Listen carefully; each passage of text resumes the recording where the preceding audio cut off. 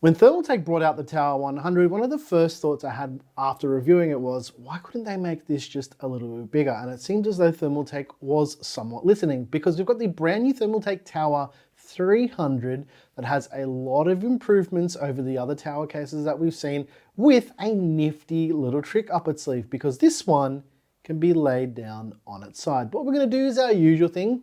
I'm going to do a build, we're going to test the thermals, and I'm going to let you guys know what I think about this brand new case from Thermaltake. Let's rip it apart and see what it does. Let's get seeking.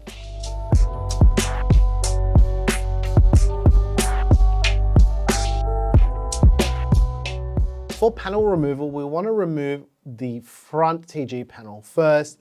There's little arrows saying press here, basically just press the panels and then you can lift that front TG panel away from the case. It's very thin. Then you'll want to remove these wing panels, I would call them. They're also TG, and you can just push them from the inside and give them a bit of a wiggle to lift them out. Next, you want to pull off the top panel. It's got this little handle at the top. You just give it a yank and you can pull it away. Next, we want to remove the back panel. There's a little notch at the top of it, and you just pull that towards you and you can lift that panel away.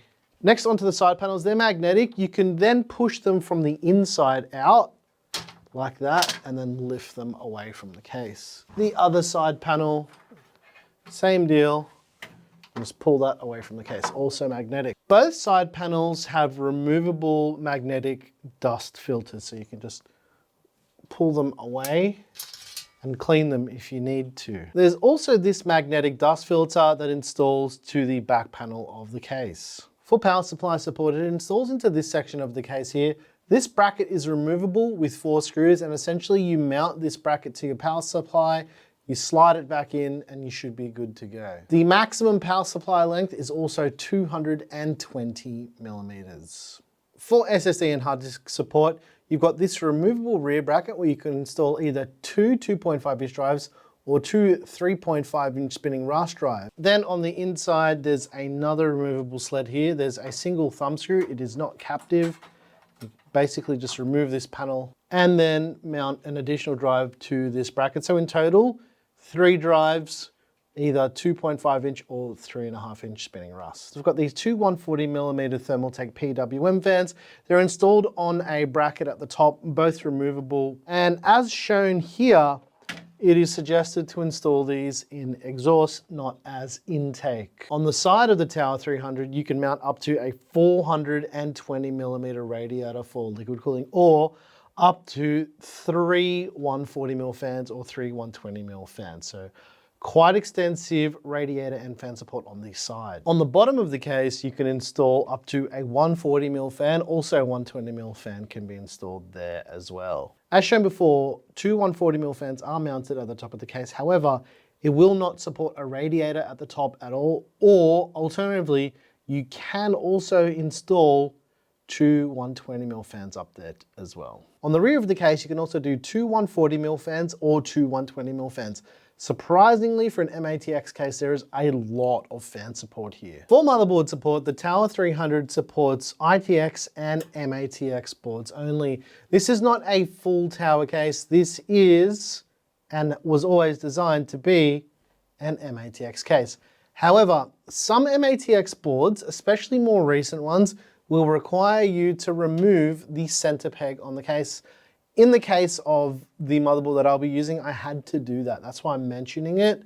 We're using the ROG Crosshair X670E Gene, which does not have a center hole on the motherboard. So you do need to remove that, especially because the center peg here is actually a proper center peg, where if you had a motherboard with a hole in it, it would hold the board up. While I'm chatting about motherboard support, I think it's worth mentioning air cooler height is like 210 mils, something crazy, basically because the case is just so tall. It's really, really wide. I don't know if it translates very well to video, but it is quite a wide case. For GPU support, it supports GPUs up to 400 mils in length with a caveat. So this huge gigabyte GPU, this 4080 Aero, goes in with no problems. This is such a big GPU. And like I said, no issues whatsoever.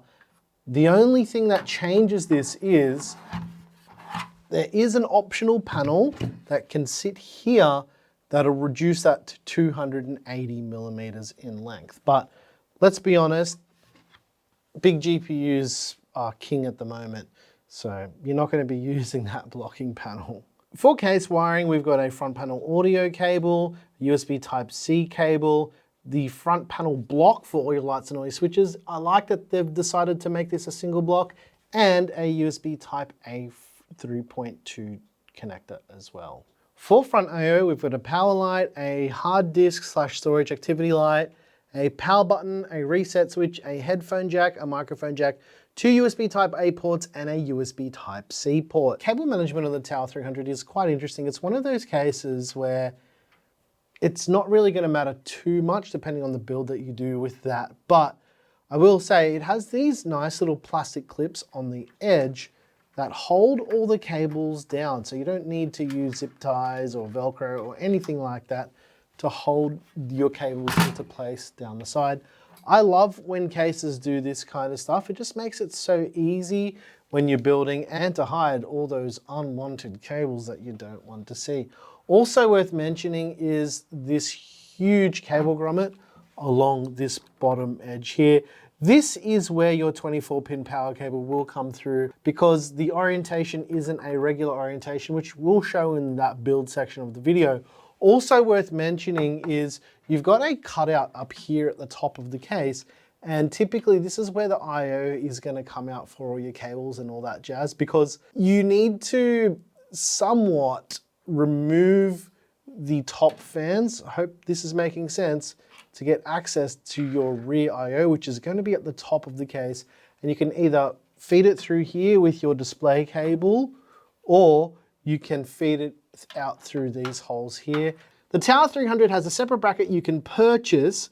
Now this doesn't come with the case, but I did think it was worth showing you guys, that allows you to then have the PC mounted on its side. Now, the most interesting thing about this is it doesn't end there. It comes with another panel to remove the bottom feet, and that emulates the look of the top panel. So it gives it a more uniform vibe. Now, because I'm going to be building this standing up, I'm not going to change that panel, but we'll probably see it in that configuration later in the video. That's everything I think you need to know about the Thermaltake Tower 300 for now. Let's do our usual jam, ladies and gents.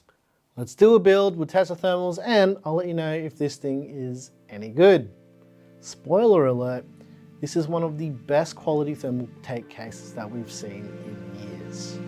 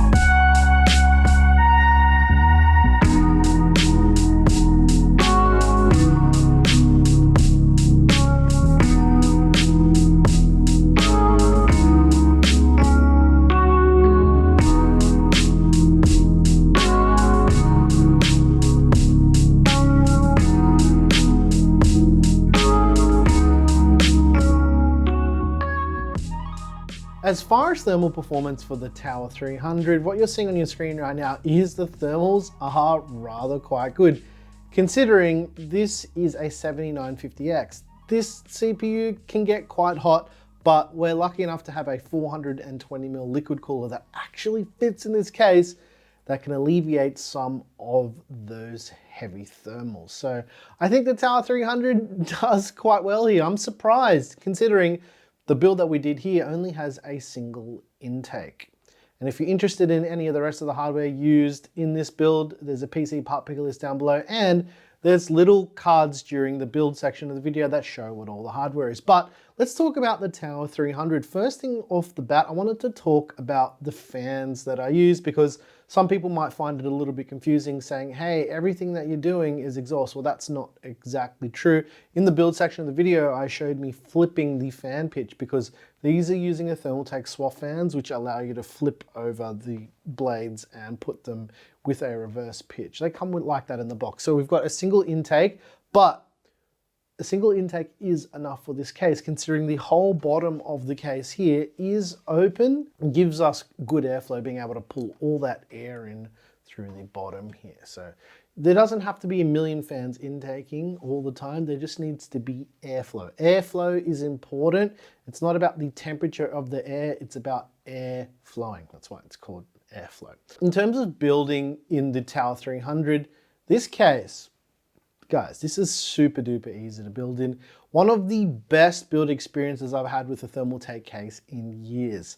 Thermaltake nailed the Tower 300. This was actually quite fun to build in, if I'm being honest, which isn't something I can say about a lot of other cases out there on the market. I had fun. I really had fun. In terms of cable management in the Tower 300, take a look at this. It's really, really good. Those little plastic clips on the left and right edge of the back cutout for the case hold all of your cables down. Not only that, the basement hides a lot of those cables too. So I think compared to the other Tower cases, this is much cleaner, and the fact that they use those plastic clips to hold all the cables down makes it a heck of a lot nicer to build in, and it looks a lot better behind there. For me personally, over the last few years, Thermaltake cases have been a bit average with the build quality, but the Tower 300 is really good build quality. Probably one of the best build quality cases we've seen from Thermaltake over the last 5 years. So props to Thermaltake for that. You guys nailed the build quality. Definitely something that I was not expecting. Another thing I wasn't expecting with the Tower 300 was liking this form factor. Now, typically with these type of cases, it's not really my jam, but the footprint feels smaller than, let's say, even the Tower 100, but it's not. The reason why it feels smaller is these angled panels. It just makes the case feel, I don't know, a lot more symbiotic with your setup. Like it sitting right here, to me, yeah, it looks kind of tall, but it doesn't feel like it's tall because of that. It's like an optical illusion, I'd say. But the thing that makes the Tower 300 different is, if you don't want to have it standing like this, you can lay it down with the optional stand kit, which is going to be about $30 US or around 59 Aussie dollars if that's something you're looking at doing. It would have been nice if Thermaltake included this with the case, but I can see why for packaging reasons that they didn't. But yeah, I mean, what more do I have to say about the Tower 300? It impressed me. I came into this thinking that I wasn't going to like it, and I walk away from it actually really liking this case. If you're interested in getting your hands on the Tower 300, they're starting at around 149 US dollars or around about 239 Aussie dollars at the time of filming this video. They have kind of a staggered release because they've got a bunch of other colors coming with it as well. But right now, the black and white ones are available. And I think the stand is coming next month. Not sure why they didn't launch it all at the same time, but you know, it is what it is. If you really wanted the case, you could probably live with it for a couple of weeks like this, or you could just wait a couple of weeks to get the stand and buy it separately. Yeah, the Thermaltake Tower 300. A very, very nice surprise. It's definitely a lot better than I thought it was going to be, which is a nice change. And if you like the music you heard here, I make the music. Click the join button, you can go and get it over there. I also just released a new single over on Spotify with an album coming very shortly, so I'll link to that if you guys want to give it a listen. Maybe it's your cup of tea, maybe it won't be, but whatever. And watch a video up here if you're interested. It's going to be about something gear seekers related, I suppose. Thanks for watching. This case is really nice. This build turned out really good too. I really like that yellow theme. Yeah, this thing is really, really nice. I'm pretty impressed by Thermaltake with this. Good effort, guys. Like, price is pretty good too. It's a pretty interesting case, especially 420mm rad in a case this size is pretty cool.